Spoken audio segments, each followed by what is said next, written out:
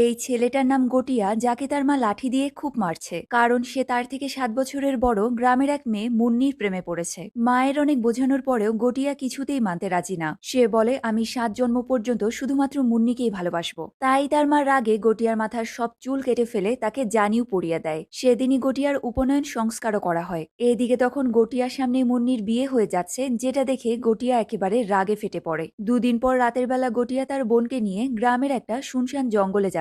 তবে সেই জায়গাটার নাম শুনে তার বোন খুব ভয় পায়। গটিয়া বলে, ভয় পাস না, আমি তোর সাথে আছি। জঙ্গলে গিয়ে গটিয়া একটা ভয়ঙ্কর গাছের নিচে বসে মুন্নিকে পাওয়ার জন্য কালো জাদু করতে থাকে। আর এই সব দেখে তার বোন খুব ভয় পায়। এক সময় গটিয়া বোনকে সেখানেই বসতে বলে কালো জাদুর একটা জিনিস আনার জন্য জঙ্গলের ভেতরে চলে যায়। তবে কিছুক্ষণ পর হঠাৎই সে পেছন থেকে এসে তার বোনের উপরেই হামলা করে। আসলে গটিয়া মুন্নিকে পাওয়ার জন্য তার বোনের বলি দিতে চাচ্ছে, কিন্তু এটা করার আগেই গাছের শিকড়ে হোঁচট খেয়ে পড়ে গিয়ে গটিয়ার মাথা ফেটে যায়।